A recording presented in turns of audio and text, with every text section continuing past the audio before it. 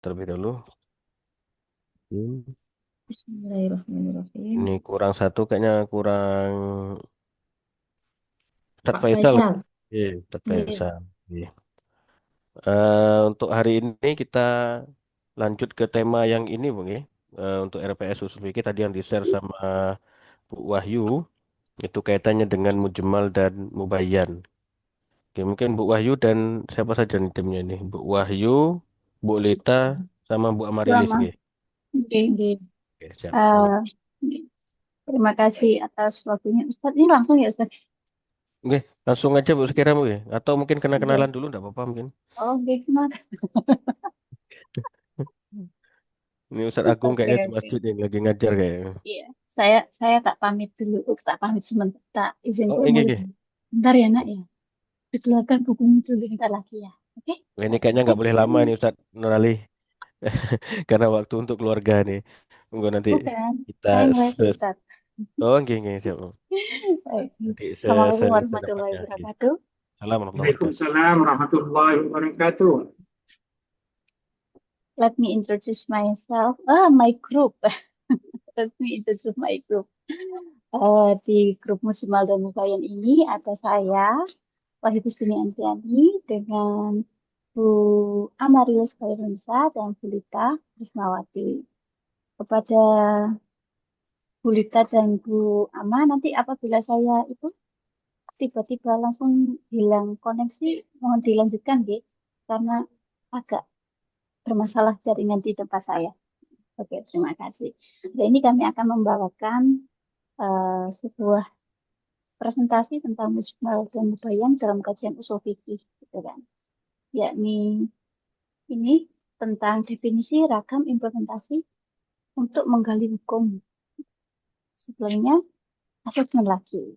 Kebiasaan saya ya, asesmen. Baik, saya asesmen dulu. Hmm. Hmm.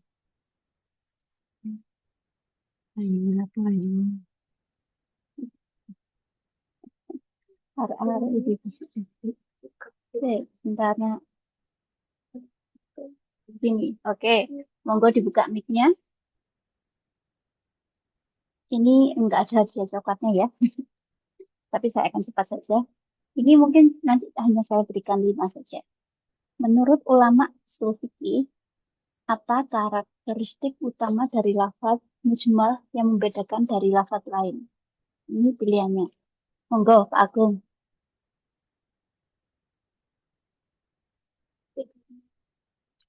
Gimana? Oh, ini pertanyaannya. Ya, Menurut para monggo. ulama usul fikih, apa karakteristik utama dari lafaz mujmal yang membedakannya dari lafaz lain? Aha, mujmal. Ya, sebentar. Apa ini? Sama atau Samar.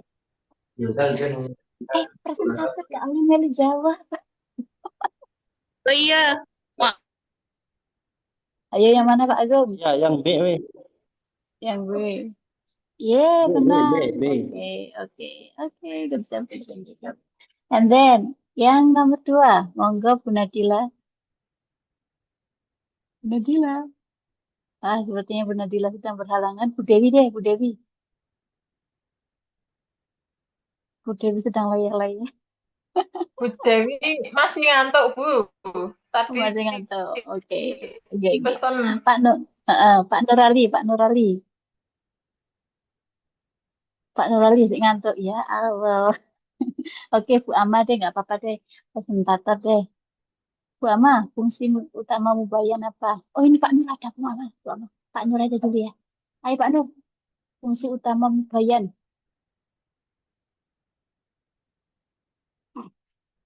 Langsung ditodong. Di-unmute dulu, Pak. Di-unmute dulu. Ayo. Apa ini baca makan kok ini celuk-celuk aja. Iya, Nah, tak ada lagi. Ayo, apa yang ini? Fungsi utama apa Mubayyan. fungsi utama? Mubayyan.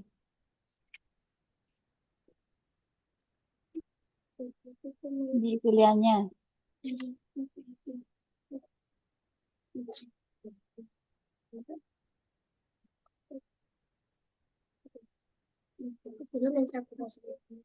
Oh, Yang A. Oke. Oh, kurang Y, tepat. B. Harusnya B. Y, Hah, B. yang B. Menjelaskan rinci Nah, ayat keluar yang maknanya masih global. Oke. Oke, tak celuk-celuk mana? Pak Zardan, apakah Anda masih ada di tempat? Oh, masih kehujanan sepertinya. Baiklah, baik. Pamit Saya batasi, ya. Mustami. Oke, saya batasi 2 pertanyaan Soalnya saja kalau begitu. sulit soal ujian, nggih. Oh, iya dong. Oke, saya lanjutkan presentasi kita hari ini ya. nanti Oke, nanti habis presentasi bagaimana? tanya lagi. Paham Oh nggak yang iya, di rumah? loh, tak no kabeh. Oke, mind map-nya ini. Hari ini kita akan membahas tentang mujmal dan mubayyan. Pertama kita akan membahas tentang pengertiannya dulu, kemudian macam-macam ijma dan beberapa masalah dalam bayan, kemudian macam-macam bayan dan implementasi dalam hukum keluarga. Oke, mujmal. Apa itu mujmal? Mujmal itu adalah suatu lafal atau ungkapan yang belum jelas dan tidak dapat dipahami maksudnya dan untuk mengetahuinya diperlukan penjelasan dari yang lainnya. Artinya dia membutuhkan bayan, penjelasan lagi gitu. Penjelasannya itu harus datang dari Allah dan Nabi. Hukumnya tidak dapat diamalkan sebelum ada penjelasan bayan. Menurut jumhur ulama, mujmal adalah perkataan atau perbuatan yang tidak jelas petunjuknya. Oke, Bu Amah, monggo Saya untuk lanjutkan, nggih. mubayyan. Oke, Mubayyan. Ya, cahaya yang menjelaskan makna. Seperti yang kita tahu, nggih, Ibu-ibu, dalam salah satu surat dalam Al-Qur'an kan ada yang namanya Al-Bayyinah gitu, nggih. Nah, ini satu akar kata mubayyan itu kata. Nah, mubayyan adalah suatu lafal atau perkataan yang jelas maksudnya setelah mendapatkan penjelasan dari lainnya, baik dari Allah langsung atau melalui penjelasan sunnah Rasulullah Shallallahu Alaihi Wasallam. Landasan syar'inya ada di Quran surat An-Nahl ayat 44 yang artinya berbunyi, kami mengutus mereka dengan membawa bukti-bukti yang jelas atau mukjizat dan kitab-kitab. Kami turunkan az-zikr atau Al-Quran kepadamu agar engkau menerangkan kepada manusia apa yang telah diturunkan kepada mereka dan agar mereka memikirkan. Bentuk penjelasan bayan dari Rasulullah ada 3, Bapak Ibu sekalian. Yang pertama disebut perkataan atau qauli, yang kedua disebut dengan perbuatan atau fi'li, dan yang ketiga disebut persetujuan atau pengakuan, yaitu takriri.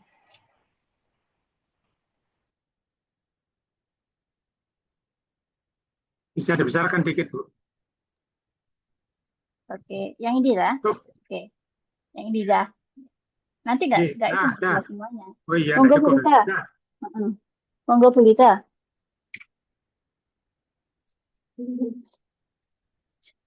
Bulita sepertinya terhalang kesibukan sebentar sedikit. Anaknya nangis. Macam-macam ijma berdasarkan penyebab kesamaran. Yaitu sebab lafaz itu sendiri, karakteristiknya itu internal, kata yang ambigu gitu ya. Kemudian karena sebab kaidah tata bahasa, yaitu struktur kalimat yang memungkinkan multi interpretasi, maksudnya itu kadang bisa berarti begini, kadang bisa berarti begitu, karena kaidah tata bahasa. Dan kemudian atau sebab istilah hukum syara. Jadi kayak peralihan makna dari bahasa ke istilah teknis atau syariah. Gitu kan. Misalnya kita bahas satu-satu ya. Kalau yang dari sini yang pertama, kesamaran dari lafaz dan struktur kalimat. Contohnya kalau kategori 1 dari dalam lafaz gorib itu asing atau jarang digunakan. Sedangkan lafaz mustarok itu satu lafaz memiliki banyak makna. Contohnya di lafaz quru di Al-Baqarah ayat 228, Imam Syafi'i dan Imam Malik memandang bahwa quru itu adalah masa suci. Oh, Ya, balik lagi. Balik lagi. Anu audionya suaranya Bu Ayu. ya. Oke. Maaf Ustaz, kondisi saya unstable. Kita bahas satu-satu ya. Yang tadi, kalau ini kan ada 3, kita bahas yang ini dulu. Kesamaran dari lafaz dan struktur kalimat. Kategori pertama dari dalam lafaz itu dibedakan menjadi dua, yakni lafaz gharib dan lafaz mustarak. Mustarak, gitu kan. Pertama, kalau lafaz gharib itu asing atau jarang digunakan, sedangkan mustarak itu satu lafaz tapi memiliki banyak makna. Contohnya, for example, di Al-Baqarah 228, lafaz kuruk ya, kuruk. Nah, kalau menurut Imam Syafi'i dan Imam Malik, kuruk itu adalah masa suci, sedangkan Abu Hanifah dan kembali kuruk itu hitungannya melalui masa haid. Kemudian kategori kedua, yakni dari tata bahasa. Ini yang kedua ya, sebab kaidah tata bahasa itu termasuk itu kayak kerancuan domir gitu loh. Kata ganti yang multi rujuk, maksudnya multi rujuk itu multi tafsir ya, multi tafsir ya, multi interpretasi gitu loh. Contohnya wasiat kepada mawali. Mawali ini yang dimaksud siapa? Apakah mawali itu budak yang dimerdekakan atau tuan yang memerdekakan, itu masih membutuhkan penjelasan lanjutan. Gitu. Monggo Bu Ama.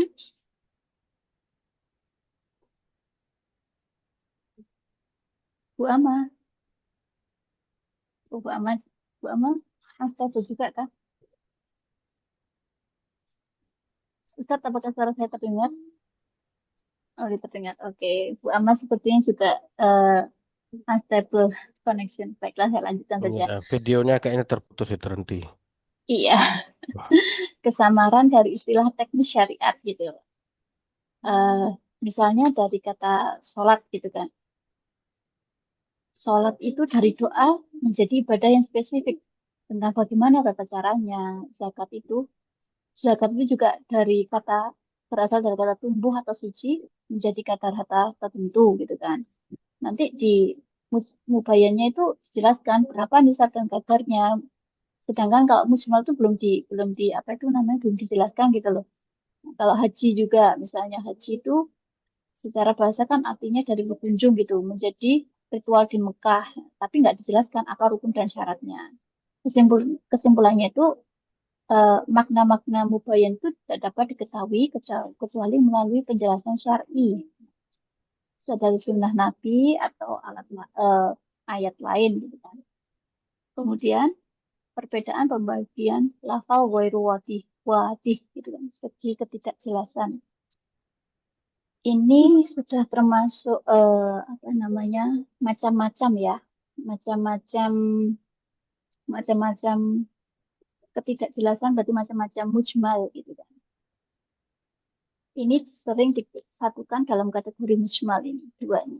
Nah, kalau menurut mazhab Hanafi terbagi menjadi 4 tingkatan. Ketidakjelasan mujmal itu terbagi menjadi 4 tingkatan, yakni satu, kofi, yakni samar di kasus khusus. Nomor 2, muskil, sulit atau makna ganda. Kemudian yang ketiga, mujmal, global dan butuh penjelasan. Dan keempat, mutasyabih, nah, sangat gelap, hanya Allah yang tahu. Semakin ke bawah tingkatannya, ini saya kasih begini itu, maka semakin semakin nggak jelas ini maksudnya apa gitu loh.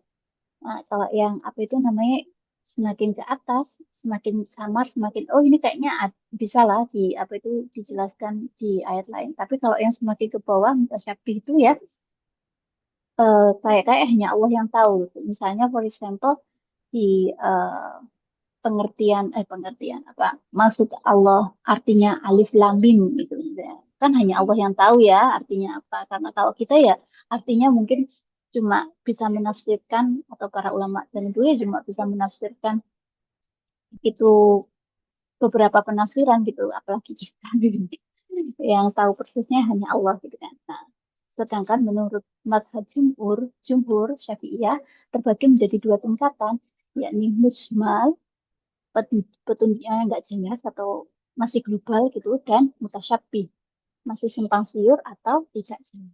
Seperti itu. Kemudian kami akan bahas yang ini beberapa masalah dalam bayan gitu ya.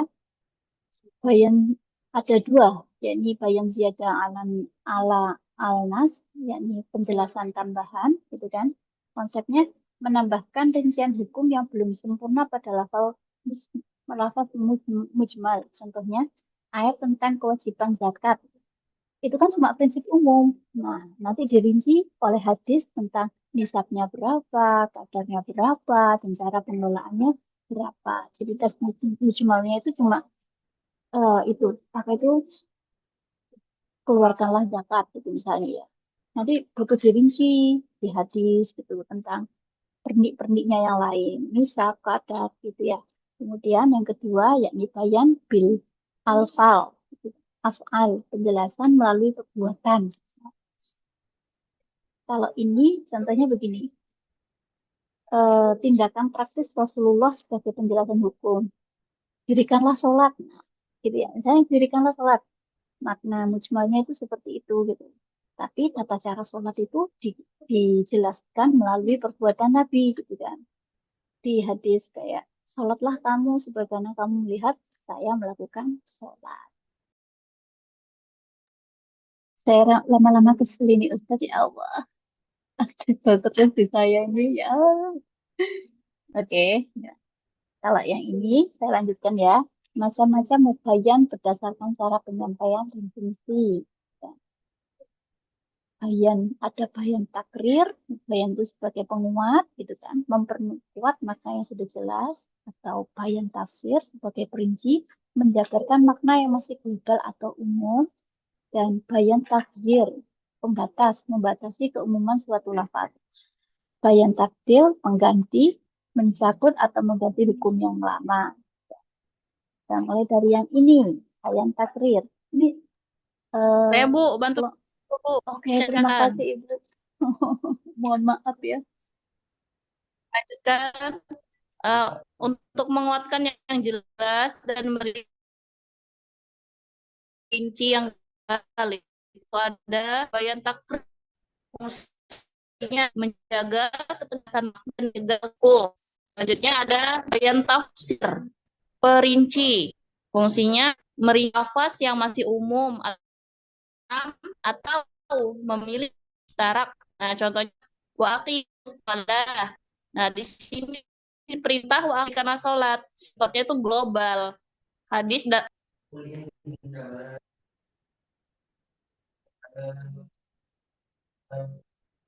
Seperti saya tuh di sini stabil sekali jaringannya. Monggo Bu. selanjutnya next Bu. Next. Nah, ada lagi bayan taghyir. Bayan taghyir itu memberi batasan pada keumuman lafaz.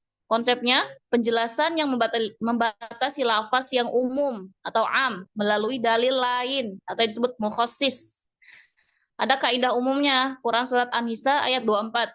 Dan dihalalkan bagi kamu selain yang demikian. Atau wanita yang diharamkan. Nah, di sini ada pembatasan atau takhsis.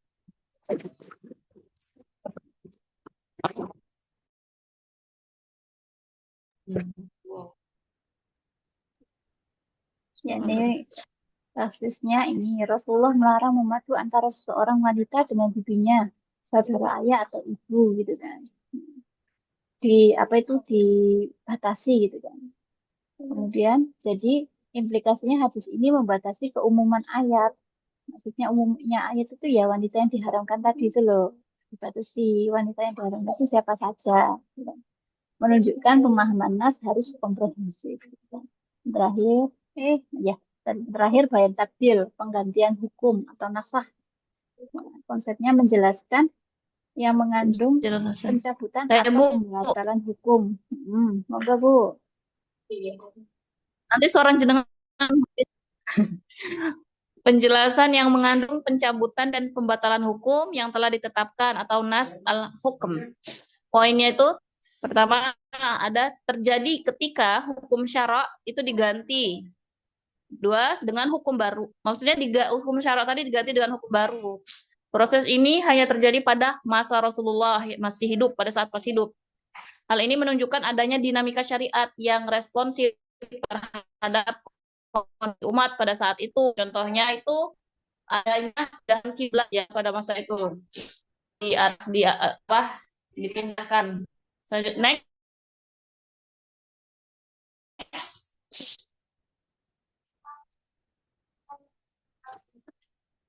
Ada lagi perbedaan pembagian lafal mubayyan atau segi kejelasan.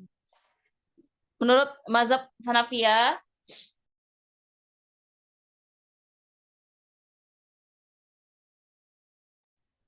Jadi pembagian lafal mubayyan itu menurut mazhab Hanafi terbagi menjadi 4 tingkatan, yakni zohir, kedua nas, ketiga mufassar, keempat muhkam. Dan semakin, nah ini sudah saya kasih tanda ini nih, semakin naik ini berarti semakin pasti atau semakin jelas gitu ya, nggak bisa diubah. Nah semakin ke bawah itu masih mungkin ditakwil gitu kan. Kalau nas lebih jelas gitu kan. Mufassar ini sangat rinci tapi tak bisa ditakwil. Nah, mazhab jumhur Syafi'i. Syafi'i itu membagi lafal mubayyan itu menjadi 2 tingkatan, yakni zohir dan nas. Zohir itu maknanya jelas, menerima kemungkinan lain. Sedangkan nas maknanya tegas dan tidak menerima kemungkinan lain. Kita studi kasus ya ini relevansi konsep dalam hukum keluarga kontemporer. Masalahnya, apakah pencatatan perkawinan di industri institusi negara itu wajib? Gitu kan? Kita mengikuti apa? Ada di dalam Quran tidak ada kewajiban secara langsung, ya. Tapi kalau mengikuti hukum Indonesia ada kewajiban bahwasanya apabila ingin mengamankan harta, mengamankan hal-hal lain, maka pernikahan itu perlu dilakukan pencatatan secara negara. Gitu. Terima kasih Bu Ya. Aman. Nanti kita bahas ya. Ya, kayak ini menilik lafaz zohir dan ilat hukumnya. Dalil rujukannya itu di Al-Baqarah 282. Kayak orang-orang yang beriman, dan apabila kamu bermuamalah tidak secara tunai untuk waktu yang ditentukan, hendaklah kamu menuliskannya. Lafaznya kan ini, faktubuhu. Lafaznya catatlah, termasuk kategori zohir. Maksudnya itu harus jelas dalam konteksnya gitu kan. Ilatnya itu rasionalitas hukum. Kalau apa itu muamalah aja, jual beli, itu harus dicatat, apalagi nikah gitu kan. Mengapa sih ada perintah mencatat gitu kan? Untuk menjaga kemaslahatan, kepastian hukum, dan untuk menghindari mudarat gitu kan. Sama di nikah kan juga kayak begitu. Ya, dicatat untuk sampai ide ya. Nggak bisa dibentuk secara hukum. Nah, penerapan kias. Nah, itu dikiaskan. Asalnya kan pencatatan selanjutnya muamalah tuh.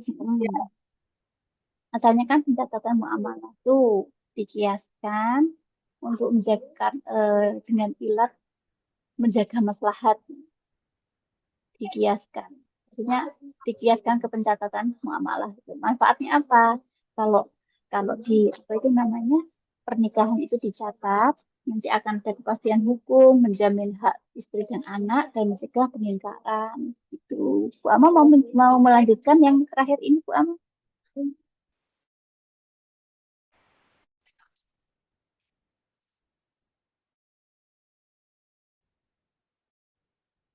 Sebentar ya Bapak Ibu.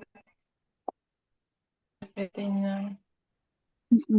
Kesimpulannya dengan kias, pencatatan nikah menjadi wajib demi tercapainya kemaslahatan yang besar. Kesimpulannya, mujmal itu bukanlah kebuntuan, melainkan undangan untuk pendalaman.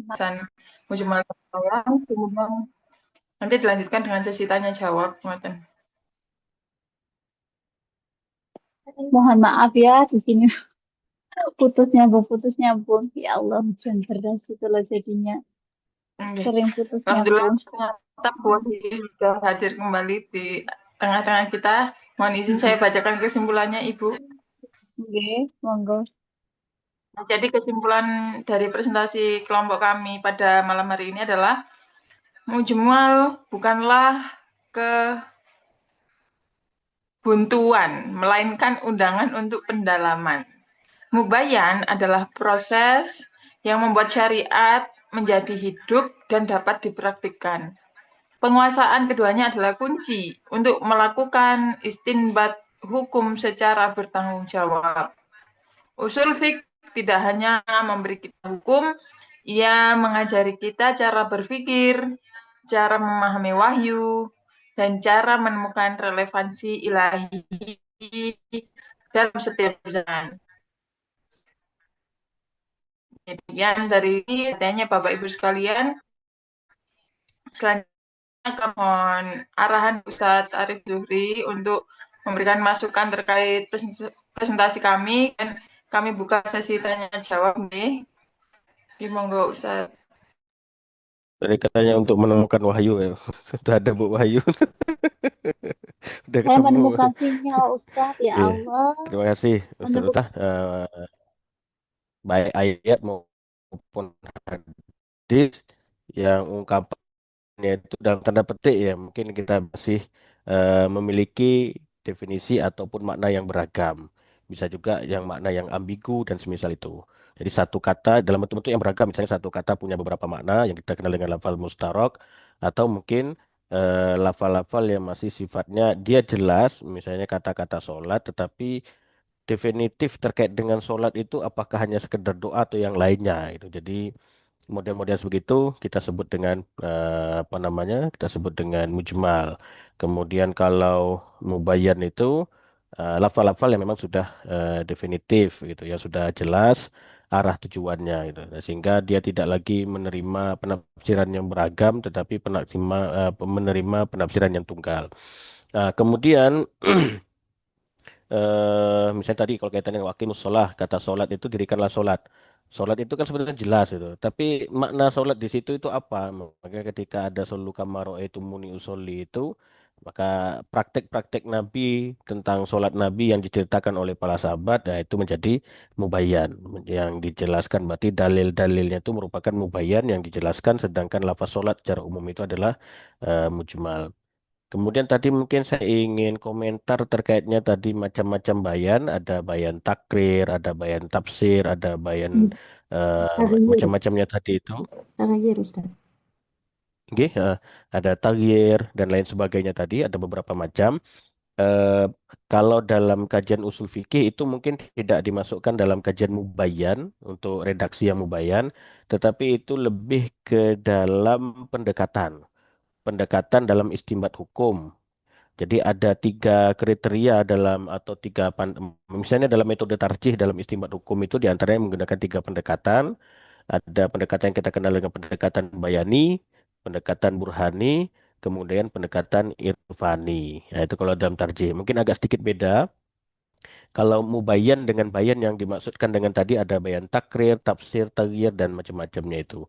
Kalau mubayyan ini memang redaksi istilahnya itu semacam ketentuan ataupun redaksi yang memang sudah jelas tidak apa nama tidak perlu makna atau tidak perlu di apa nama itu intinya maknanya itu sudah jelas lah, tidak perlu dijelaskan oleh dalil yang lain. Misalnya Rasulullah itu ruku dengan begini, ya itu kan redaksinya kan jelas tata cara rukuknya Rasulullah seperti ini. Artinya dia tidak maksudnya ruku di situ ya berarti dengan posisi memukukkan badan sedemikian rupa. Itu berarti kan tidak menerima lagi penafsiran yang lain. Bahwasanya ruku itu kepalanya yang di apa namanya kepalanya di lantai dan semisalnya itu. Jadi ini dari sisi lafaz, nggih, lafaz. Jadi mubayyan itu adalah lafaz yang memang sudah punya makna yang jelas. Nah, kira-kira gitu kalau secara sederhana mungkin gitu. Kalau yang mujmal itu lafaz yang memang mengandung beberapa makna-makna yang beragam, artinya lafaznya belum jelas, bisa karena faktor tadi dia punya beberapa makna secara redaksi penggunaannya satu kata tapi punya banyak makna ataupun satu kata tetapi punya apa namanya belum definitif maksud dari makna tersebut atau dari redaksi tersebut. Nah, kalau yang tadi bayan taghyir, bayan macam-macamnya itu lebih ke pendekatan. Pendekatan dalam memahami ayat gitu. Jadi lebih ke pendekatan dalam istimbat hukum yang tadi ada pendekatan bayani. Nah, pendekatan bayani itu adalah pendekatan yang dalam tanda petik masih tekstual, memahami dalil dengan dalil lah, mungkin secara sederhana gitu. Pendekatan bayani. Jadi cara kita mengistimbat hukum diantaranya adalah satu dengan pendekatan bayani, memahami dalil dengan dalil. Nah, nanti bayan itu ada macam-macam bayannya. Ada bayan takrir, misalnya bayan yang memang menetapkan makna yang sudah ada gitu. Kemudian dan lain-lain sebagainya. Mungkin bedanya sedikit gitu aja. Jadi lebih ke apa namanya penggunaan istilah. Kalau metode bayani itu merupakan pendekatannya saja, tapi kalau mubayyan itu lebih kepada redaksi ataupun kalimat-kalimat yang memang penunjukan maknanya itu sudah jelas gitu. Itu mungkin komentar sedikit dari saya. Mungkin nanti kita lanjut dengan diskusi saja. Monggo Bapak Ibu, barangkali ada yang mau kita diskusikan. Baik Ustadz, terima kasih. Saya Oke. kemarin saya kemarin juga bingungnya tentang yang itu. Saya Oke, susun itu siap-siap. soalnya mau saya tanyakan antara bayan dan mubayan itu tadi. Oke, Oke, mohon maaf siap-siap. Ustadz dan Enggak, teman-teman yang lain karena mungkin presentasi kelompok kami sering pedet-pedet ya. Mohon maaf sekali karena kan sebetulnya ini loh. saya mohon maaf ini karena mengambil waktu lain di luar waktu yang reguler. Sebetulnya jadi perasaan Nggak, saya nggak enak juga sebetulnya ini. Mboten maaf napa-napa, kurang Ustaz. Iya, iya, maksimal. siap-siap. Kami sudah kangen ini belajar dengan antum. Saking lamanya enggak ini. Katanya hari Iya, ini iya. dua tuh materi ya Ustadz. Gimana kalau itu Ustadz? Materi yang Oh, selanjutnya lanjut. saja Ustadz. Kelompok Oh, oke, oke, kelompok yang siap-siap. selanjutnya. Katanya kan Boleh, boleh, kemarin boleh. dua materi, nggih. Nggih. Oke. Untuk Dua mempersingkat yuk. waktu baru nanti dijadikan satu sesi diskusi dan tanya jawabnya. Biar Oke, nggak siap-siap. kelamaan. Kalau kita diskusi dulu nanti nggak mari-mari. Kelamaan gitu. Nggak sampai Nggih, selesai. Oke, oke, nggak siap, sampai siap, siap. selesai. Nggih. Sebelum Monggo. dilanjut, PPT-nya di-share itu. Loh, oh PPT Cukup? Pak. PPT makalah. Ya, Makalah wis. PPT. Katanya kan sudah. Materi Oh iya. selanjutnya ini saya. Maaf, ini tadi ya, itu kan Loh. sulit pelajaran. Ini terlalu cepat tadi, saya menjelaskan semuanya itu. Jadi saya ketinggalan, saya maaf, saya tidak Oh iya. paham. Jadi Nggak makanya apa-apa. kalau PPT-nya di-share, tapi harus belajar lagi. Oke, oke, Ya, iya. oke. Kalau Terima untuk kasih. yang ini apa itu sini namanya ini sudah ada di makalah Bapak. Kok PPT-nya beda dengan makalah? Nah, kalau di makalah itu insya Allah mungkin lebih rinci gitu. Tapi nanti akan Makalahnya kami sudah, kirim deh. itu kan lebih, enggak, PPT-nya itu kan lebih sistematis lah. Jadi Oh mempelajarinya di ya. situ juga. Oke, Kalau siap-siap. di Saya makalah kirim tadi deh. saya kesulitan, karena itu materi sulit itu. Tadi terlalu cepat semuanya, jadi aku yang ketinggalan, maaf. Terima Oh kasih. ya, nggak apa-apa. Oke, kami juga mohon maaf sinyal sialan. Astagfirullahaladzim. Astagfirullahaladzim. Monggo yang lainnya, kelompok lainnya silakan untuk presentasinya, nggih. Saya kirim dulu.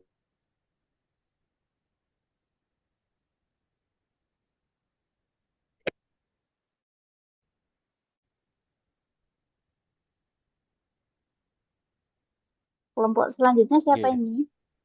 Monggo berarti kita geser kelompok yang kedua dulu, nanti baru kita diskusi.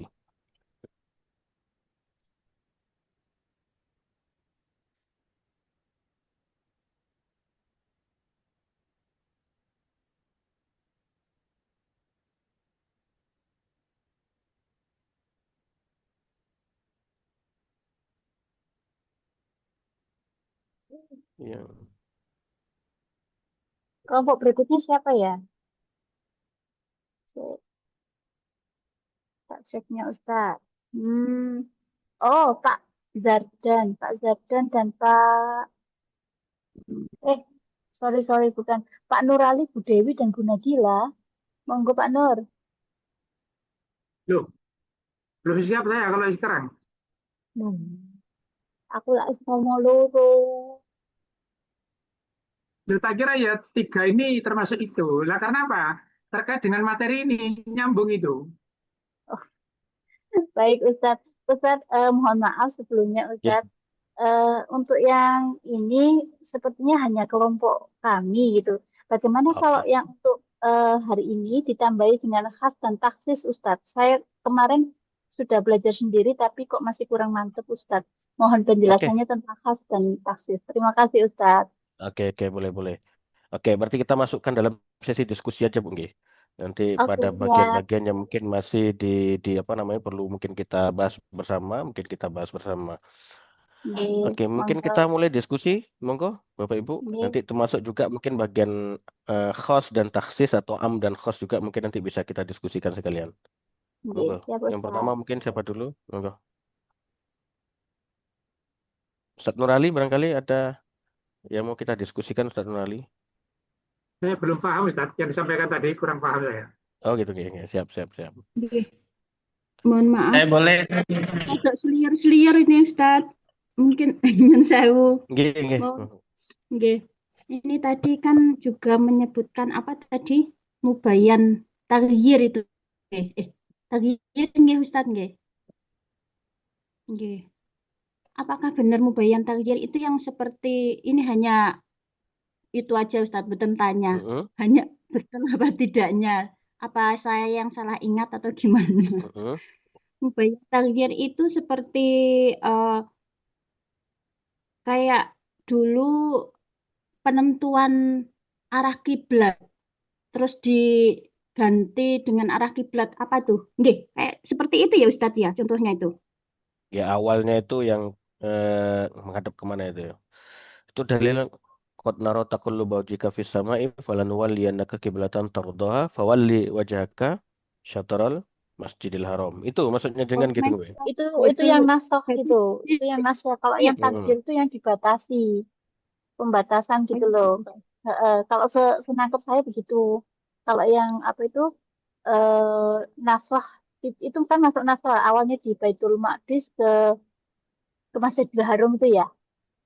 Iya. Atau yang mana ini? Nah, itu bukan Oh, bayan takjir. Kalau bayan takjir itu setahu saya, gitu. Mau nanti dijelaskan lagi kalau misalnya dibenarkan kalau salah ya. Bayan takjir itu memberi batasan gitu loh pada umum gitu kan. Kayak misalnya di surat An-Nisa ayat 24 kan cuma dibilangi dan dihalalkan bagi kamu selain yang demikian, wanita yang diharamkan. Nah, wanita yang diharamkan ini siapa? Akhirnya kan di apa itu namanya diberi batasan gitu loh dengan hadis Rasulullah melarang memadu antara seorang wanita dengan bibinya, saudara ayah atau ibu gitu. Ya, mohon di situ kan dibetulkan kalau salah oh, nggih. pengertian bayan. Bayan mubayin. Mubayin kan kayak menjelaskan nggih. Mm-mm, Nggih. Nggih. mm-mm, Setahu saya nggih. itu menjelaskan dalil syariat yang mengubah hukum sebelumnya. Kayak gitulah, Bu. Awalnya Oh, kalau nggak salah seperti itu. Tadi mm-mm. kayak saya mendengarkan itu kayak nggak paham. Apa saya yang salah paham? Dulu pernah seperti itu. Tahu saya seperti itu, Bu. Nggih. Nggih, Kayak nggih. Jadi hukum kalau yang dulu mubayyin itu menjelaskan syarat syariah, terus mengubah hukum sebelumnya. Seperti itulah intinya. Nah, contohnya ya setahu saya ya kayak apa arah kiblat itu yang awalnya menghadap Baitul Maqdis itu yang lama terus diubah menjadi menghadap Ka'bah apa? Ka'bah apa Mekah ya? Ka'bah ya Pak Ustadz nggih. Nggih itu. Nah, sudah mm. Iya. Jadi gini Ayatnya loh. itu masjid. Ayatnya itu Mm-mm. Masjidil Haram. Nggih, Ka'bah. Nggak apa. Nggih, mungkin saya ingin antara tadi yang dijelaskan sama Bu Ayu ini seliar-seliar. Loh, saya kok pernah dengar seperti ini yang benar yang Oke, mana? Nah, seperti itu Ustadz. saya itu tadi Mohon ini. penjelasannya yang lebih jelas lagi biar saya Oke, tidak salah paham juga. oke. Terima Biar tidak kasih. salah tanpa. Salah tanpa. Salah tempo. Ini loh.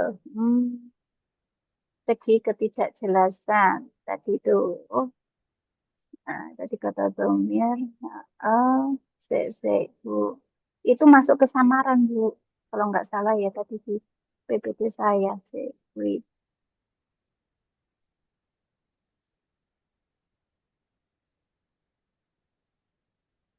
Kalau yang takbir itu yang ini, Bu. Yang takbir yang memberi batasan pada keumuman. Saya malah tadi itu yang mana ya? Kok kayaknya.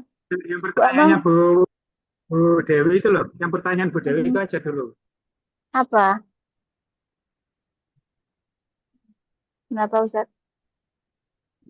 Yang Jadi pertanyaan gini Bu loh. Dewi itu tadi yang dari Mubayyan itu. Nggih. Nah iya Ustaz. Nggih. Jadi tadi gimana ya? Saya juga ini kok mencari gimana ya yang tadi itu menasah kayaknya. Kalau nggak salah saya juga menjelaskan tentang nasah kok saya tak lihat kan.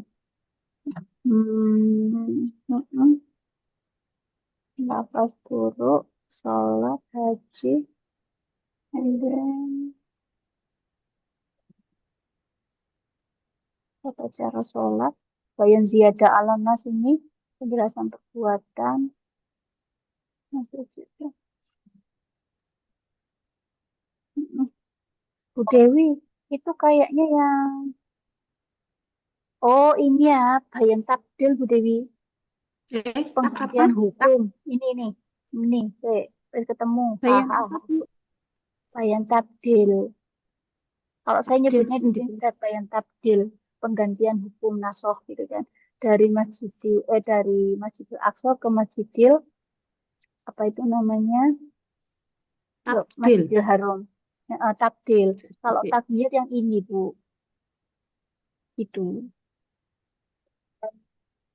Mm. Tapi ini semasa Rasulullah hidup ya,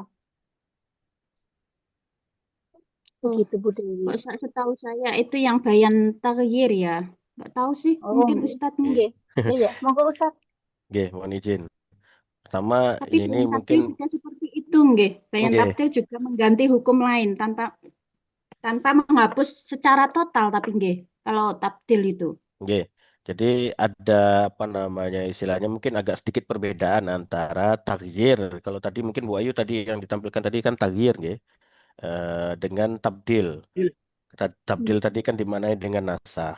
Sebetulnya kalau dalam secara umum menurut mayoritas ulama usul fikih antara tagyir dengan tabdil itu memang sama-sama berubah atau sama-sama berpindah hukumnya itu tadi.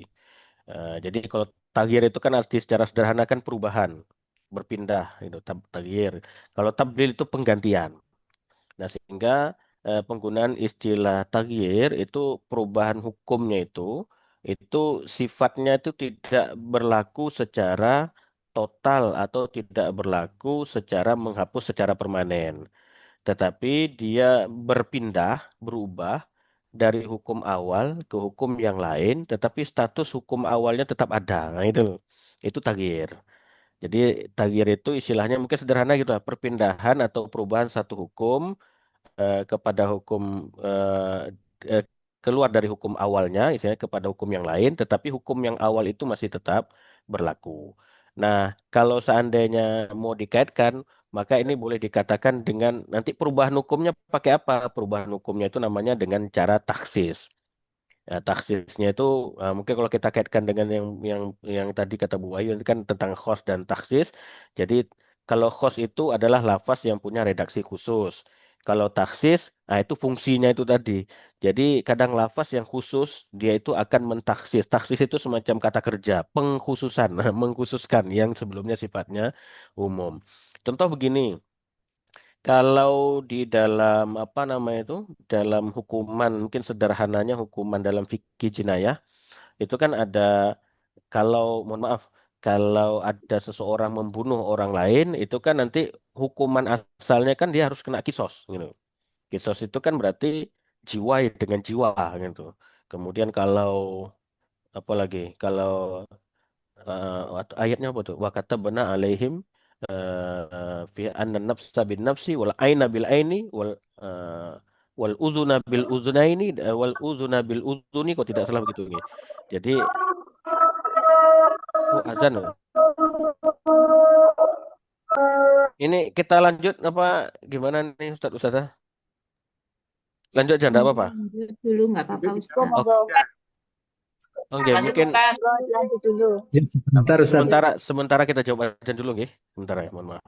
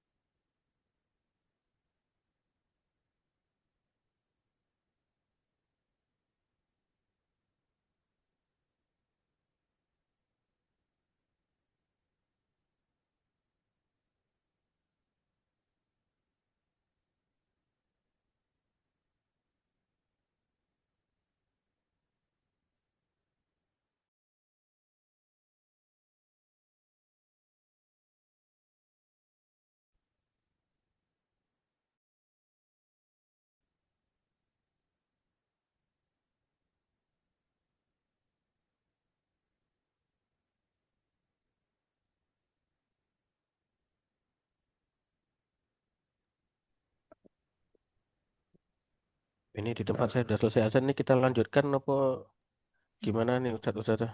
Ini ada yang Lanjut. Dilanjut. oh, Nah. itu kayaknya sudah berat ini. Ya wes, kita lanjutkan sebentar, mungkin setelah itu kita cukupkan gitu. Jadi mungkin mohon izin saya ulangi sekali lagi. Jadi yang tadi apa namanya bayan yang sifatnya tagir, ini saya cek juga tadi di yang Bu Wahyu tadi ini kan nge-share-nya itu bayan taghir itu pembatas kan gitu nggih keterangannya di sini membatasi keumuman suatu lafaz nggih. Nah, sehingga memang yang taghir itu sifatnya apa nama itu mengubah dari satu hukum ke hukum yang lain tetapi hukum asalnya itu tidak berubah. Nah, contoh tadi tentang kisos jadi hukum asalnya kan seperti itu. Tetapi kalau seandainya ada pihak keluarga yang apa namanya itu memaafkan gitu kan ya, memaafkan dari misalnya tadi anggaplah tadi antara jiwa dengan jiwa. Mestinya secara kisosnya dia dihukum bahwasanya selesaikan jiwa dalam tanda petik kan dia harus dihukum bunuh juga misalnya gitu. Tetapi kalau keluarganya itu memaafkan, nanti kan berpindah ke hukum yang lain. Jadi hukum asalnya tadi mestinya dia sama jiwa dengan jiwa atau nyawa dengan nyawa, tetapi karena adanya kemaafan dari pihak wali atau keluarga, maka berpindah kepada hukum diat. Nah, dia tuh musalamatun ala ahliha dan seterusnya itu kan ada redaksinya itu. Nah, tetapi meskipun dia berpindah hukumnya, hukum asalnya itu tidak berubah. Jadi tetap hukum asalnya adalah nyawa dengan nyawa kira-kira gitu. Tapi dia berpindah atau taghir tadi berubah hukumnya karena ada kondisi-kondisi tertentu. Nah, itu yang kita sebut mungkin dengan bayan taghir. Nah, kalau yang tadi satu lagi itu tabdil, yang mungkin tadi Ibu Yoh nyampaikan, ada yang menggunakan juga istilah dengan bayan nasakh, itu adalah memang mengganti. Tabdil itu kan sudah mengganti. Kalau tadi mungkin merubah atau perubahan hukumnya tadi, kalau ini memang sudah mengganti, berarti kalau dia mengganti, menggantinya memang total. Pergantiannya secara total, jadi hukum awalnya itu memang sudah hilang. Nah, sehingga kalau yang disampaikan oleh Bu Dewi tadi terkait dengan kiblat yang semula dari mana istilah itu mungkin Baitul Maqdis lah gitu nggak ya? Baitul Maqdis. Baitul Maqdis kemudian fawalli wajhaka syatrul Masjidil Haram yang kita masukkan di situ syatrul Masjidil Haram itu ya itu Ka'bah. adalah Ka'bah gitu. Itu kan memang perpindahan hukumnya itu dari hukum awal ke hukum yang kedua ini itu perpindahannya adalah perpindahan total. Jadi Total ya, Ustaz. perpindahannya kan total itu. Memang sekarang kan kita sudah tidak ada lagi kiblat ke Baitul Maqdis. Gitu.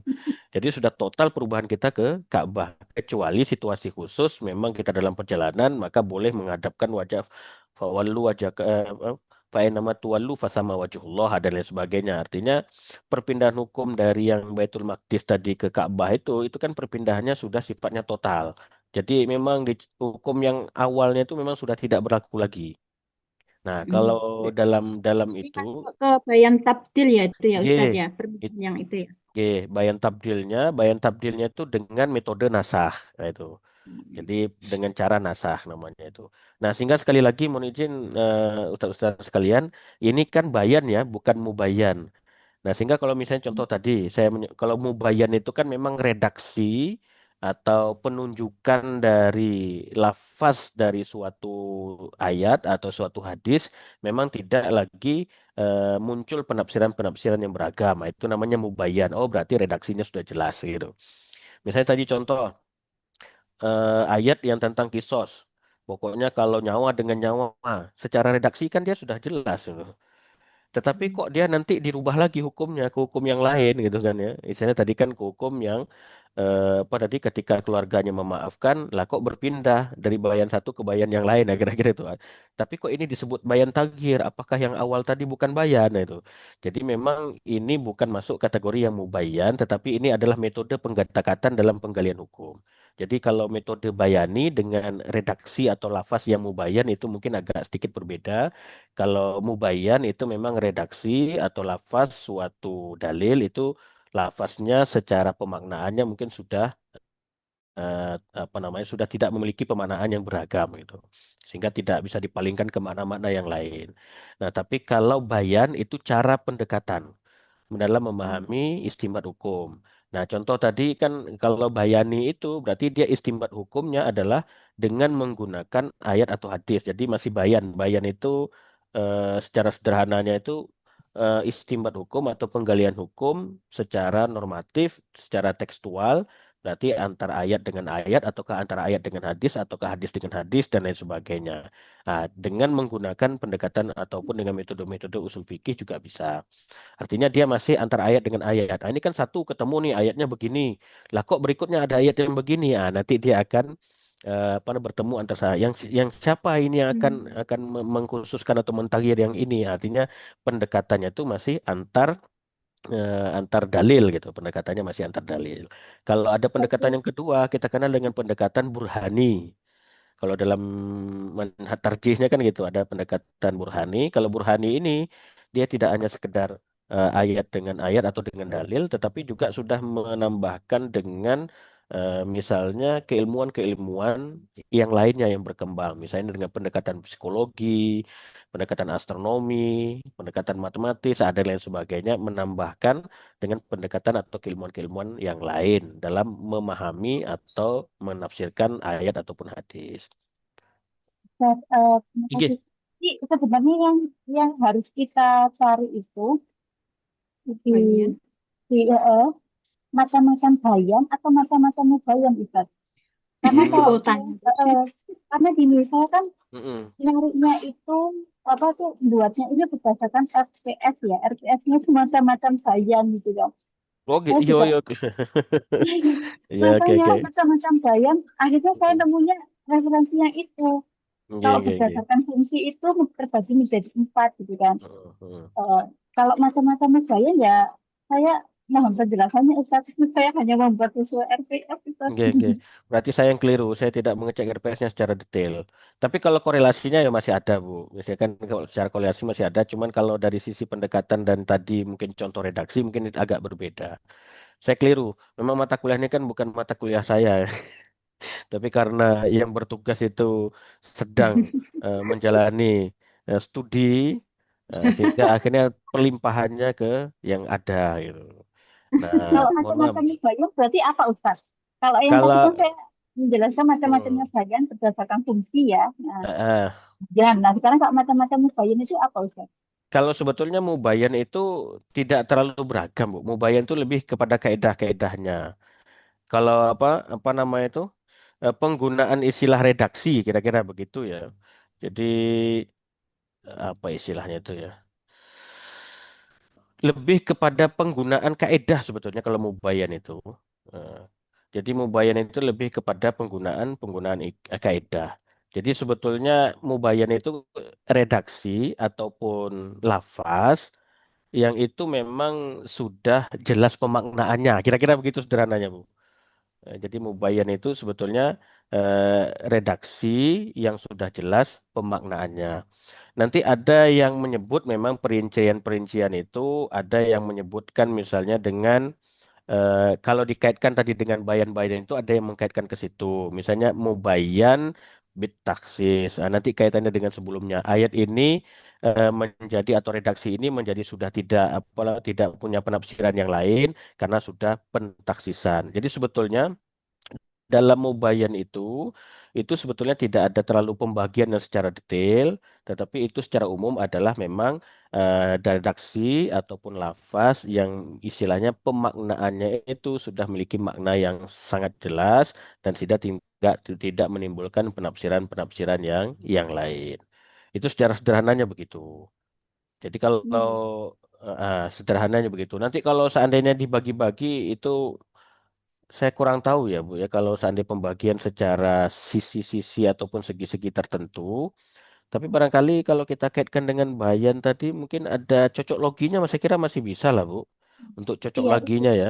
Kalau yang masalah pembagian kejelasan dan ketidakjelasan, itu saya Mm-mm, menemukan sebuah referensi gitu nggih, di jurnal mm-mm, dan di sebuah kitab atau dan buku usul mm-mm, fikih mm-mm, itu yang saya mm-mm, sebutkan tadi Ustadz. Kalau mm-mm, menurut apa tuh Imam Syafi'i, kemudian mm-mm, sama menurut Hambali dari jelasan dan ketidakjelasan itu tadi mm-mm. sudah saya sebutkan gitu kan. Nah itu saya Oke. pengen minta koreksi sebenarnya. Itu Oh benar atau nggih. enggak gitu. Nggih. Kalau itu sudah oke Bu. Ini saya ambil buka yang jenengan ini lewat HP saya ini. Cuman tadi macam-macam mubayyannya itu yang mungkin ada istilahnya itu ya, mungkin perbedaan pandangan ya. Saya tidak tahu juga Mm-mm. mungkin yang tadi mungkin rujukan yang jenengan baca mungkin punya punya caranya tersendiri mungkin untuk melihat makna dari mubayyan itu. Tapi ya mungkin dalam dalam yang istilah yang kita maknai ini mubayyan di sini sebetulnya adalah redaksi-redaksi kalimat yang memang sudah memiliki makna yang jelas dalam kandungannya. Jadi lebih ke situ sebetulnya yang mubayyan. Tapi nanti kalau dikaitkan dengan bayannya saya kira masih untuk cocok logi saya kira masih mungkin kan lah, masih mungkin kan. Jadi kalau misalnya contoh tadi apa bayan apa ya Bu ya? Empat. Tapi kalau nggih, gimana gimana Ustaz? Saudara Ali? Itu dari Mubayyan yang dianukan dua itu sampai 4. Saya bingung saya. Empat ini. Oke. Oh, Bentar, iya, bentar, bentar. nganu delok RPS iki Aku macam-macam bulat. ya. Oh, yang aku yang tidak paham, jadi bukan Iya, bukan soal berdasarkan Hmm. fungsinya.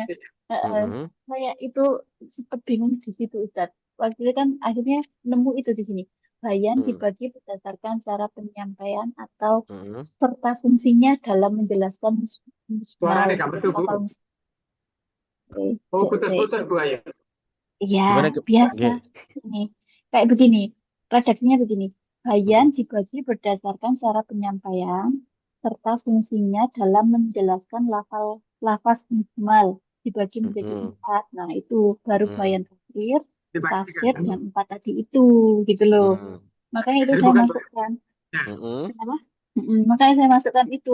Nah, kalau yang macam-macam bayan, ini saya eh, belum mencari nih Ustaz. Nggih, Kalau betul betul. Nggih. Nggih. Nggih ngapunten itu mungkin anu ya apa namanya? Mungkin dari sisi RPS-nya mungkin perlu kita kita update lagi nanti saya kira itu. Tidak ini dia juga Masuk kemarin yang kami kurang-kurang. Gimana Ustaz Nali? sama masuk yang akan kami bahas itu. Makanya kami tidak Oke. siap. Mm-mm. Iya, iya Oh, Ustaz. nggih. Ya Masuknya pas Siap. Ustaz. tim Mm-mm. RPS kita juga gitu Ustadz. Di situ Nggih. menerangkan tentang makna takwil. dohir, Mm-mm. Mm-mm. takwil, Mm-mm. sama mustarok. Nah di Oke, situ oke, oke. Tadi lah, itu kok iya. Kan biasanya kami kan ini ada apa apa Ustadz kemarin saya bilang Mm. mantuk sama Oh, mantuk mafhum. mafhum. Nggih, Iya. mantuk sama Kan mafhum. itu kan lawan kata nggih mantuk sama mafhum. Di antara Mm-mm. yang mantuk itu kan isinya tentang nas, dohir sama takwil. Kok itu Mm-mm. ada lagi mustarok gitu loh, Ustadz menjelaskan mustarok hubungannya kok Nggih, bingung nggih. saya itu Nggih, dari siap, siap. RPS-nya. Iya, Nggih. Mustarok saya itu kan satu bingung. redaksi atau kata yang dia satu Punya kata banyak tapi mana punya nggih? banyak makna. Itu Makna yang mustarok. nggih. Nggih. Misalnya contoh ini kalau saya sederhana nemu, bahasa nggih, mm-mm. gimana, Bu? Saya nemu ini Ustaz, yang jadi apa dasar salah satu dasar penulisan karya makalah kami dan presentasi kami tentang ini mujmal mubayyan dalam Mm-mm. kajian usul fikih gitu ya. Ini kan Mm-mm. penjelasannya di Mm-mm. sini panjang Bu Dewi dan teman-teman yang Mm-mm. lainnya termasuk mustarok gitu kan. Mustarok apa mustarok sih bener itu ya? Di sini bahkan dijelaskan Mm-mm. contoh-contohnya juga gitu kan. Nih, nah langsung ke kesimpulannya aja deh ya. Nah, kesimpulannya ini, nah, pembagian lafal mujmal gitu kan, mujmal ini mustarok gitu kan. Kalau mubayyan secara garis besar dibagi menjadi 3, menjelaskan isi Al-Quran, membuat aturan tambahan, menetapkan hukum yang belum disinggung. Nah, ini saya mau nanya ke Ustaz soalnya tadi tentang ini. Dan ini yang penggolongan dari Kita nggih. Ada Nggih. Nah, terus ditambah sekarang Mubayyan ada pembagian sampai segitu. Aku Mm-mm. bingung, aku sendiri yang bingung dapat. ya itu ya. saya Tak kira tunjukkan. Kita itu bingung aja Ustadz. bersama. Nggih. Kita Pembahasannya bingung hanya bersama. Ini, tuh.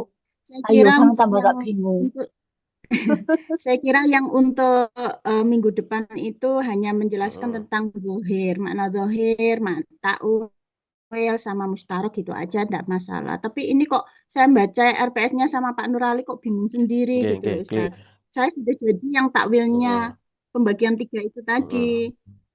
ternyata RPS-nya kok begini. Saya bingung lagi, Ustadz. Saya rubah lagi. Nggak, siap, siap, siap. Nanti coba saya koreksi lagi.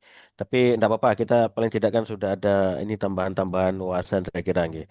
Mungkin nanti juga fokus kita selain tentang definisi, definisi dari masing-masing istilah yang mungkin kita munculkan itu, juga mungkin fokus lainnya itu kita juga lebih ke ini Bu, apa namanya?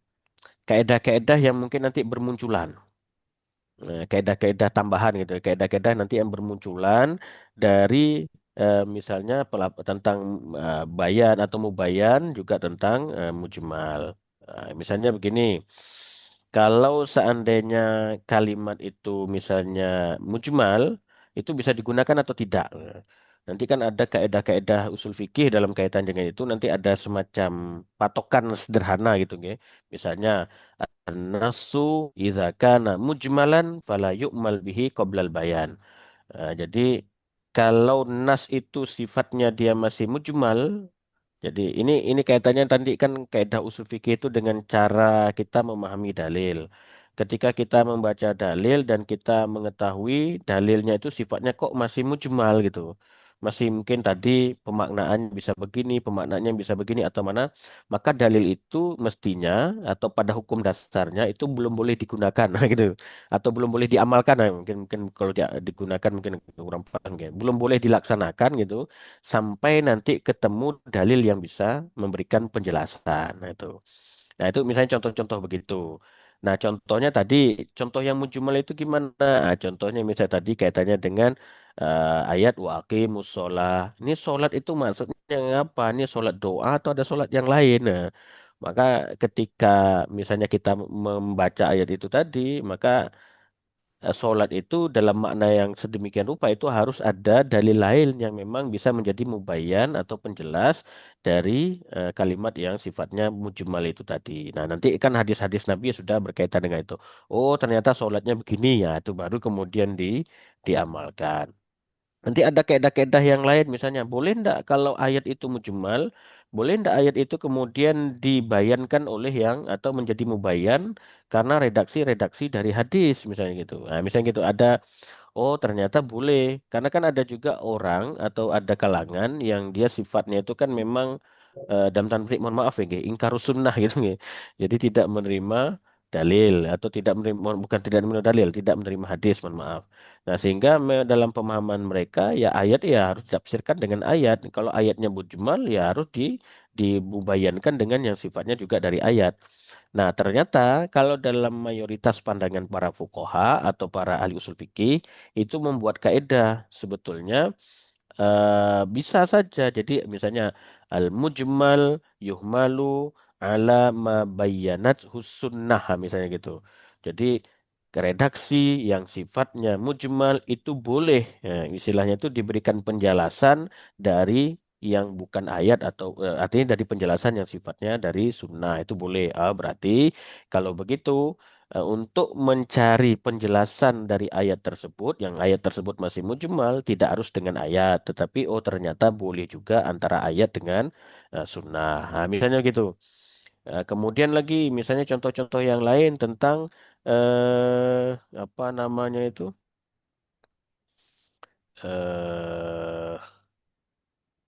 astagfirullah, contoh tentang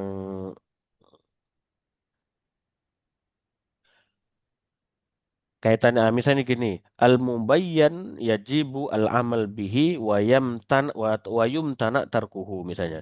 Itu kaidah-kaidah lain yang muncul juga dari pembelajaran tentang mubayyan dan mujmal dan mubayyan. Nah, kalau seandainya ada mujmal dengan mubayyan itu tadi dan sudah ada redaksi yang sifatnya mubayyan itu tadi, maka nas yang sifatnya atau redaksinya yang mubayyan itu memang sudah wajib diamalkan. Jadi kalau memang sudah mubayyan itu sudah diamalkan, perlu diamal. Yang mana yang diamalkan ya mubayyan. Jadi yang sunnah yang sifatnya mujmal itu tidak diamalkan. Contoh tadi tentang redaksi sholat. Kata sholat ini kan punya banyak makna. Sholat secara sederhana juga bisa berarti doa.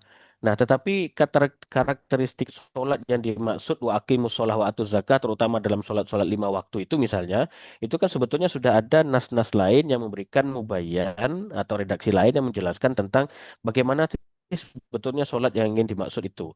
Nah, sehingga kalau sudah punya pemaknaan bahwasanya yang redaksi sholat itu tadi sudah menjadi mubayyan dengan kategori misalnya hadis-hadis atau dalil-dalil yang lain, maka yang diamalkan itu adalah mubayyannya, bukan yang mujmalnya. Jadi, oh enggak kok, misalnya gitu kan ya. Kan sholat itu bisa bermakna doa. Saya doa saja, berarti kan saya sudah sholat. Nah, gitu.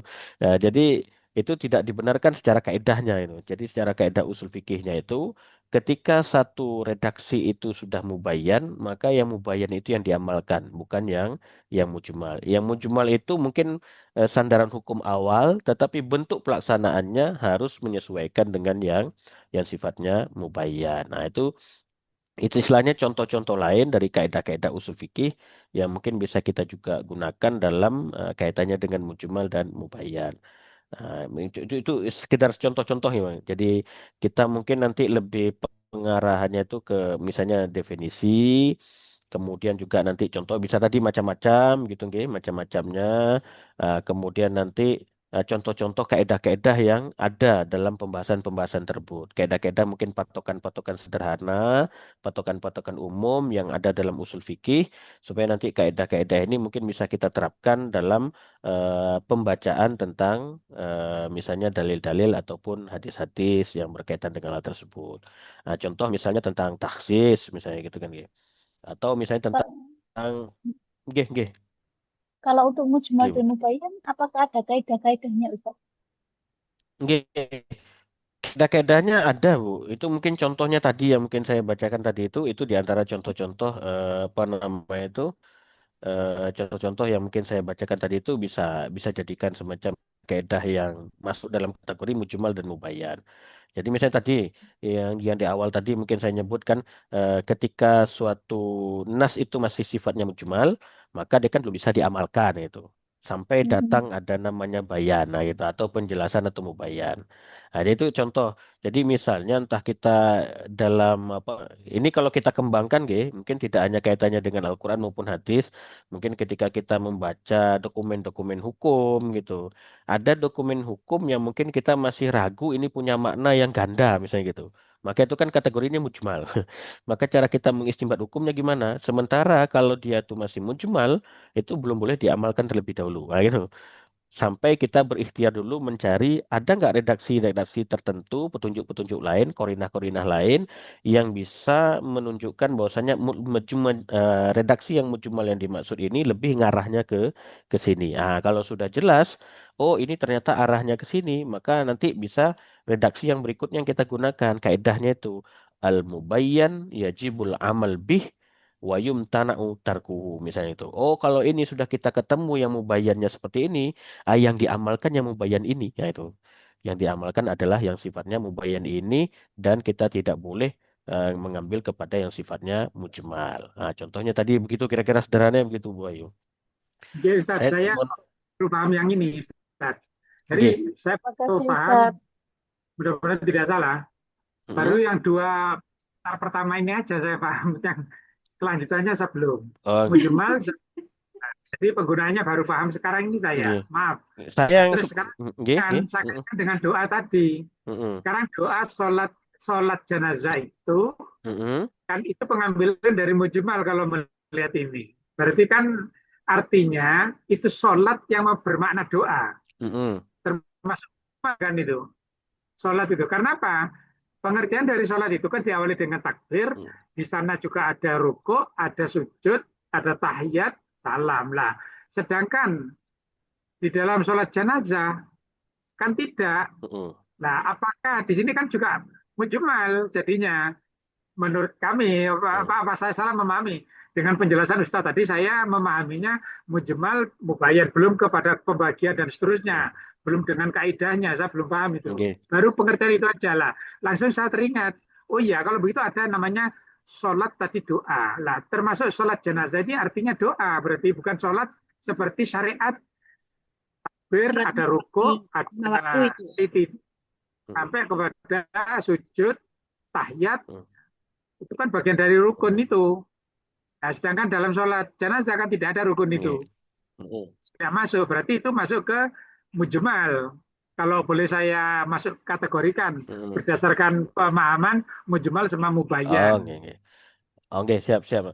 Kalau mujmal mungkin untuk sholat jenazah kayaknya mungkin penggunaan istilah mujmalnya kurang pas kalau untuk jenazah. Tapi ini kan kita membahas redaksi, Bang, ya. Bukan bukan kalau usul fikih ini kan dia lebih fokusnya membahas redaksi-redaksi. Jadi misalnya kalimat sholat gitu. Jadi mungkin kalau sholatul janazah itu mungkin sudah agak sedikit definitif dia itu sudah agak mubayyan gitu. Karena mungkin sudah ada pencirinya dia sholat. Tapi redaksi kata as-sholah, nah itu tadi kata sholat itu punya banyak makna kira-kira gitu. Salah satu makna sholat itu adalah doa itu. Salah satunya. Nah, tetapi dalam pelaksanaan sholat jenazah ternyata kan ritualnya jadi berbeda. Tidak hanya sekedar doa, tapi ada takbir gitu ya. Ada kemudian berapa kali takbirnya, ternyata juga ada salamnya. Nah, sehingga uh, Masuk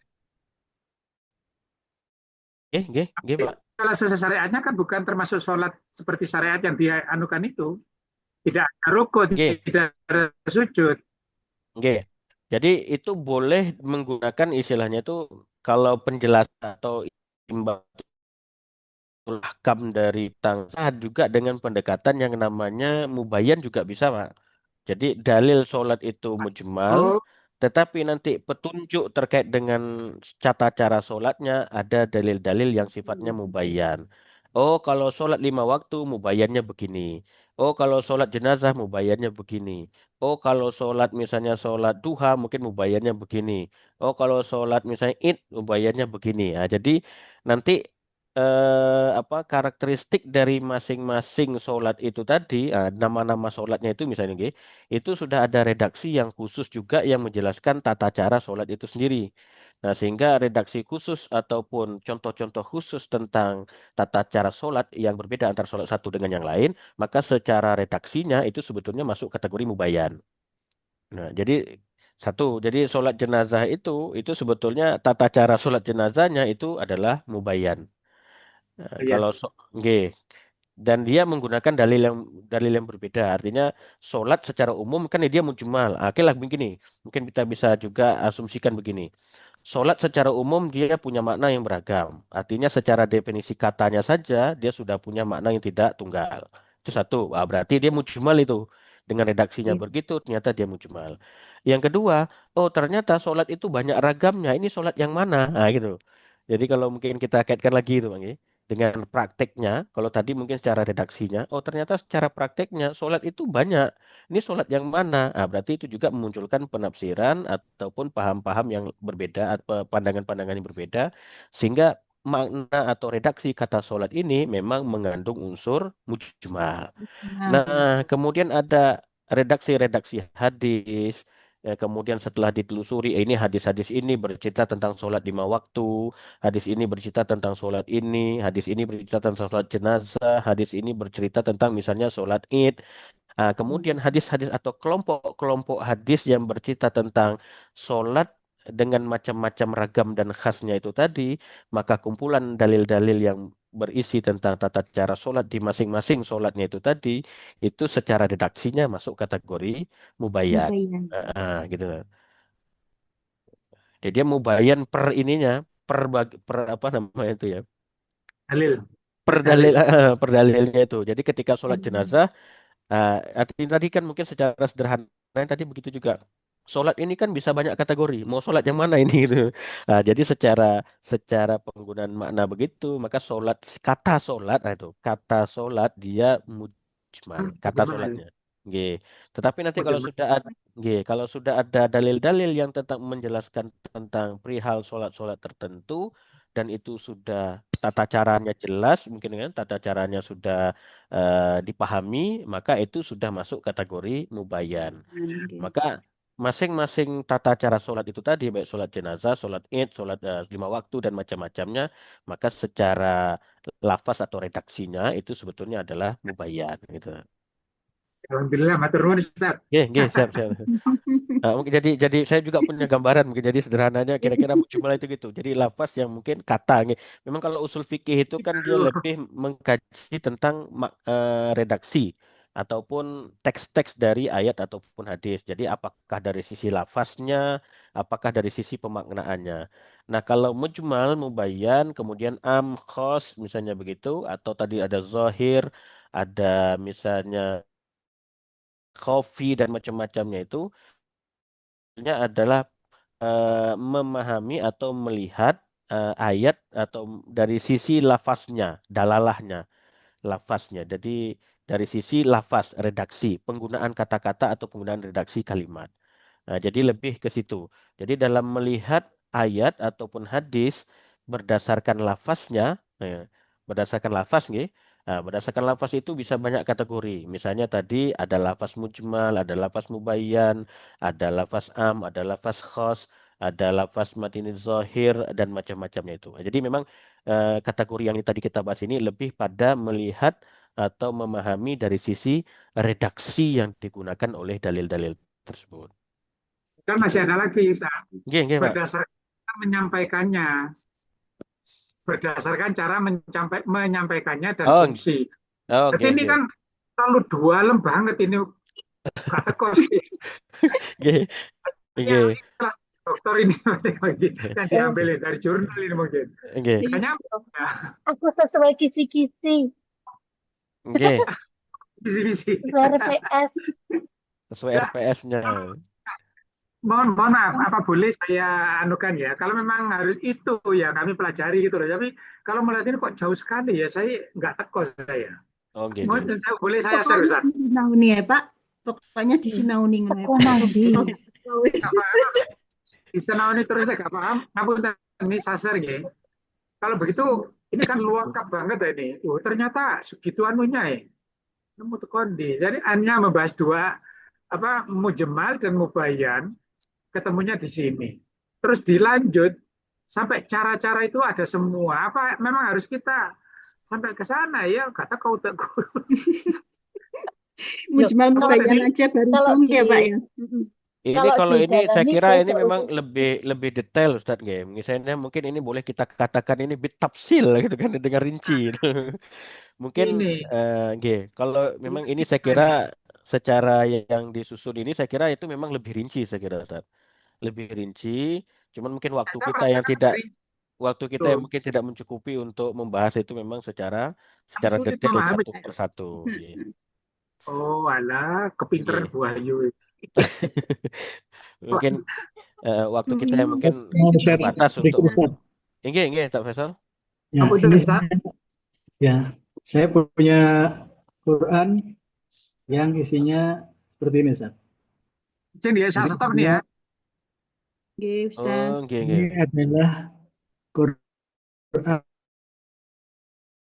Oh nggih nggih nggih. Ustaz.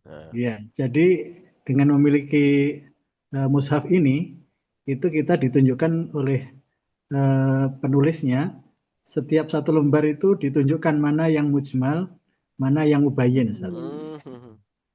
Itu. Kemudian mana yang mantuk, mana yang mafhum, Oh. mana yang am, mana yang khos. Jadi diberi tanda warna merah, jadi warna khusus. Warna merah khusus, kemudian ditunjukkan ini adalah ayatnya mujmal, ayatnya terlalu global, terlalu umum. Terus kemudian kaidahnya adalah seperti ini bunyi bahasa Arabnya, kemudian diindonesiakan. Oh. Nah, setelah itu nanti di bagian bawahnya sebagai pembandingnya adalah yang mubayyinnya. Karena yang tadi adalah penjelasan umum, maka tafsirnya adalah seperti ini, dihubungkan dengan ayat atau dihubungkan dengan hadis. Nah, ini memahami seperti ini, kalau saya hubungkan dengan punya Bu Wahyu tadi, ya insya Allah lebih simpel lah. Nah, begitu. Berarti beli Quran itu Ustaz nggih? Promosi. Menarik menarik. Ya, jadi Al-Quran dan terjemah dilengkapi dengan kajian usul fikih. Jadi Saya kayak punya itu. kita selama ini yang membaca terjemah saja, tapi tidak tahu bahwa di dalamnya ini ada ayat mujmal, kemudian ada mubayyinnya, atau ada ayat-ayat yang am, ada yang khos kan gitu. Sehingga kita jadi lebih paham lah, karena kan tidak banyak mushaf yang diberi penjelasan seperti ini, Ustaz. Mohon izin itu terbitan mana? Terbitan mana? Ini saya nggak sengaja itu punya murid yang dia setoran hafalan, terus saya lihat kok ada terjemah usul fikih. Kemudian saya bilang begini, nah ini tulisannya lalu apa itu tidak ada terjemahan perkata. Gimana kalau kamu saya ganti dengan punyanya Ustadz yang ada terjemah perkata? Padahal maksud saya barter, barter. Karena dia kan sebagai anak yang masih SMP kan nggak paham itu mujmal dan lain-lain kan. Saya Ini Jadi sepertinya punya dia itu ternyata Ustaz. ini mau masuknya Eh, takdir apa tabdil ini, Pak? Nah, saya ini itu contoh-contoh punya Ustaz. aplikatifnya nih. Ya kayak gitu ini juga, tapi takdir. terbitan lain sepertinya. Oh, Terbitan Ya, lain oke. juga gitu kan. Menarik, menarik. Jadi Sampel Quran. enak kalau punya itu Ustaz. Jadi tahu, oh ini ternyata masih bisa dirinci gitu kan. Ya, betul. Saya juga punya Ustadz sama tajwid juga itu Ustadz. Iya. Jadi memang kalau simpelnya memang itu Ustaz. Tapi kalau untuk yang dijadikan bahan mata kuliah itu memang caranya jadi koyo ngono piye gitu. Ya, berarti Saya yang nangkapnya seperti dari begitu Bu ya. Wahyu tadi itu agar bisa Iya. iya, agar mendalami. Tapi kalau prakteknya kan kita terlalu sulit kan kalau seperti itu kan. Iya, Nah, enaknya sehingga ya simpel-simpel. aplikasinya itu langsung ya aplikasinya langsung di sini. Oh, ini yang ini yang mantuk, ini yang mafhum kan gitu. Oke. Ya, Ustaz. Siap, alhamdulillah. Iya, begitu. Terima kasih Ustadz Faisal. Ini saya kira membantu kita untuk mencerahkan dan tidak terlalu musingkan ini. Artinya ada Al-Quran itu. Saya juga baru tahu ini. Jadi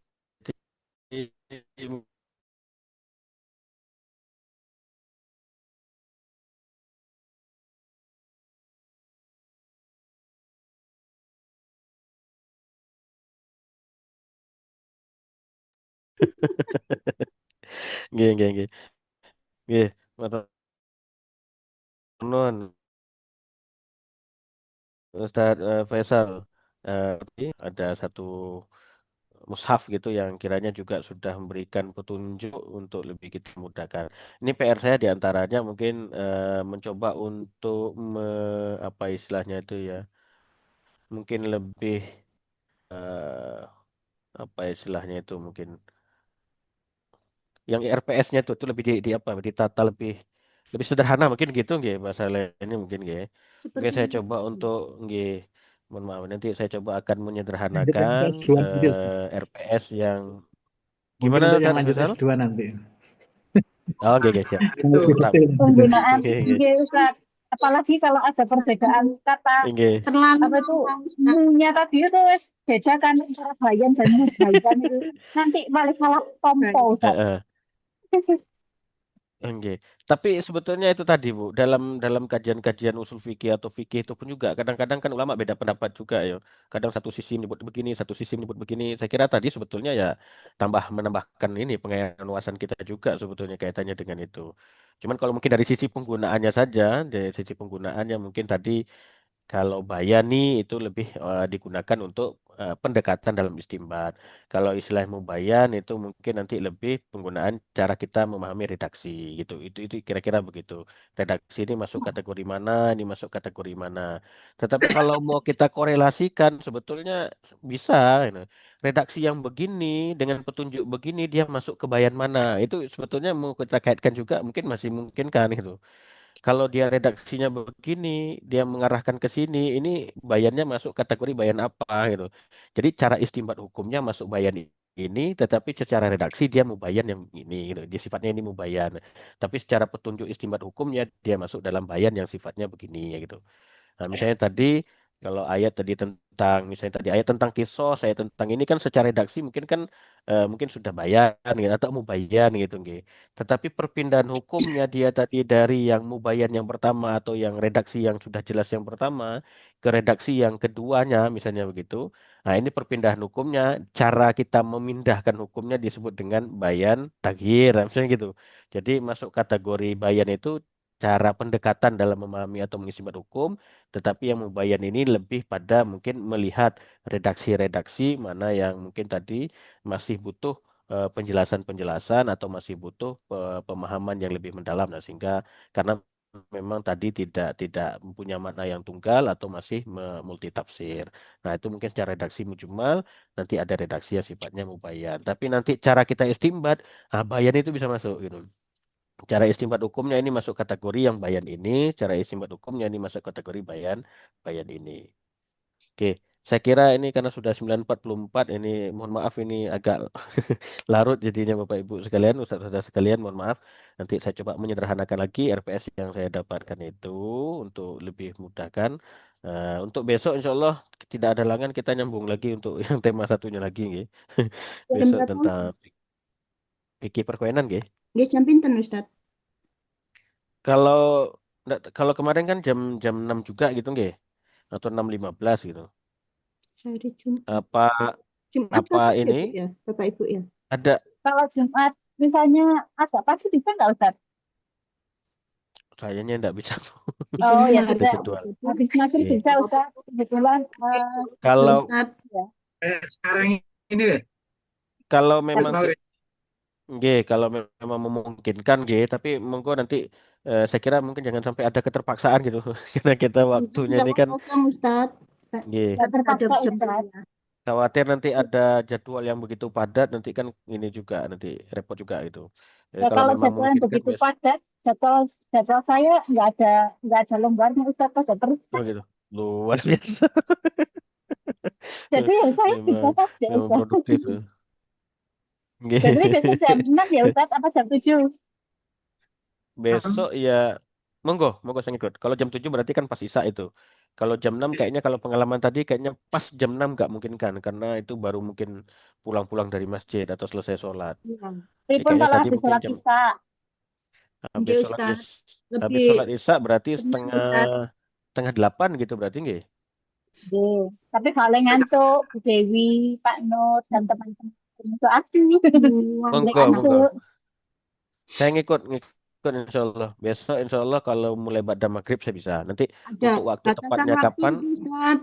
Maksimal minimal dari jam sekian sampai maksimal sekian sudah selesai gitu Ustaz. Oh Saya tak gitu. kondisikan akhirnya. Kalau Paling jam ngantuk. 9, jam setengah 8 kita mulai ya mungkin cuma 1 jam saja saya kira nggih. Setengah 9 itu mungkin sudah maksimal.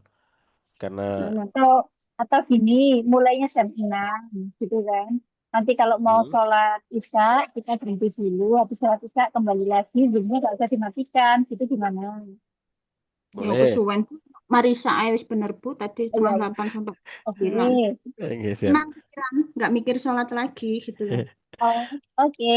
Nggih. Sekitar jam 7 ini kan baru mulai Isya kan sebetulnya kan nggih. Jadi gimana Ya Ustaz? 7.15 gitu loh, Pak. Jam 15, setengah 8 paling lambat. Setengah 8 sampai setengah 9. Nggih Setengah gitu 8 nggih. wis tujuh. Setengah Wis 8 nggih. tujuh. Siap presentasi. 7.15 Nggih, setengah masuk. oh nggih, siap. Yang presentasi ada Oh, presentasi di besok. sini Ada yang mungkin bisa presentasi. dipersilakan dulu yang Gimana? presentasi materi apa saja nih? Oke, Pernikahan. kalau besok ya, tak bacakan yang besok. Tolong itu kan disiapkan ya Allah. Itu Apa? hak dan hak dan kewajiban suami istri juga ya. Jadi talak Pak Ali sama Pak Faisal. Kemudian tentang ide Talak. dan rujuk. Ide dan rujuk itu Bu sama Belita. Terus Ustadz Arif Zuhri masih punya utang itu apa namanya utang penjelasan khas dan taksis. Oh iya, heeh. Berarti nanti Gitu. saya tak menjelaskan itu dulu pada pertemuan yang akan datang itu. Ya Ustadz. Kayaknya kalau sekarang kemalaman. D. Untuk besok berarti kita fikir perkawinan, berarti nanti ini tadi saya dapat undangan, baru ingat saya. Selasa dapat undangan. Jadi nanti besok-besok kita diskusikan nanti untuk gimana ininya, Mungkin untuk kami sebentar menggantinya. lagi Ustadz. Oke, ini ada undangan dari bidang 2 BPI, Badan Pengendalian Internal. Oke. Nanti kita kondisikan Colo. Kalau nggak bisa hari Selasa nanti kita cari waktu ganti lain. Izin. Atau tadi Pak Nurali tadi menyampaikan kalau tidak memungkinkan saya memang atau kita nyari waktu juga kesulitan. Ya, yang lain mungkin tetap tetap mengikuti Asik. itu, tetap presentasi kata Ustadz Nurali tadi menyampaikan begitu, ada solusinya begitu, tetap presentasi, meskipun mungkin saya tidak bisa hadir gitu. Tapi nanti kalau Tapi ada kalau hal yang nggak perlu kita dijelaskan, diskusikan nanti kalau nggak dijelaskan gimana Bu Ustaz, Ayu? kalau nggak dijelaskan jenengan nanti itu Jadi Ya logika apalagi kayak fallacy, jauh sini Ustaz. iki yo. Nggih, Ustaz. Oh gitu, nggih Iya. nggih. Iya, Ustaz. Saya gini tadi, Anu sesat berpikir. yang bertugas presentasi, di sana ada Bu Wahyu sama Bu Ama. Saya bilang gitu ke Ustadz. Nggih. Kayaknya Masalahnya itu dibahas pada saat Ustadz. Tapi Nggak kalau bisa, Ustaz. ya memang berat, Nggak bisa, nggak Ustaz. iso. Mending kalau Bisa, misalnya Ustaz. minggu depan Ustaz nggak bisa, ganti aja Kamis sama Jumat kayak begini gitu. Tapi gitu saya nggih. nggak terserah teman-teman. Gitu. Tapi saya tuh agak nggak enak juga kalau seandainya nanti apa nama tuh merepotkan yang lain. Jadi karena waktunya ini. Saya suruh juga gini nggak enak kok enak Ustadz. Ustaz. Gitu nggih. Oh, nggih nggih, siap Saya siap juga siap. nggak enak karena putus-putus sinyal kayak tadi. Nah, nggih nggih nggih. Siap siap kalau gitu. Ini sementara Menurut saya tadi sudah dapat undangan itu hari Selasa itu fix kayaknya saya tidak hadir. Fix sudah itu tidak bisa hadir karena ada audit. Nggih. ini aja Bu Wahyu ya, cocok ini ya. Ini kayaknya lebih gayeng ini. Oh, nggih siap. Berarti sementara untuk besok kita pikir perkoinan, Selasa karena tidak bisa hadir nanti diganti Kamis lagi gitu nggih. Diganti Kamis Insya Allah. untuk kaedah usul. Eh? Kalau Kamis pekan depan kayaknya full deh, Oh, Ustaz. nggih gitu Oke, nggih nggih. Jumat Oh iya. Kan ada yang kosong jadi lumayan longgar. Oh siap siap. Nanti kita kondisikan lagi nggih. Nanti kita kondisikan lagi waktunya. Kita cari yang sama-sama mungkin longgar gitu nggih waktunya itu. Biar tidak crowded Iya. juga. Ini dari pagi sampai malam ya panas juga. Khawatirnya over. Matang, Ustaz. Yang panas Iya itu nggih. mata sama bangkean, Ustaz. Siap siap siap. Oke, matur nuwun Ustaz sekalian. Untuk malam ini kita tutup lebih dahulu dengan bacaan alhamdulillah. Alhamdulillah. Alhamdulillah. Amin. Terima kasih. Ada Pak Imam Agung juga nih tadi. Terima kasih banyak Bapak Ibu sekalian. Assalamualaikum warahmatullahi wabarakatuh. Waalaikumsalam warahmatullahi wabarakatuh. Terima kasih Ustaz. Iya, sami-sami. Kita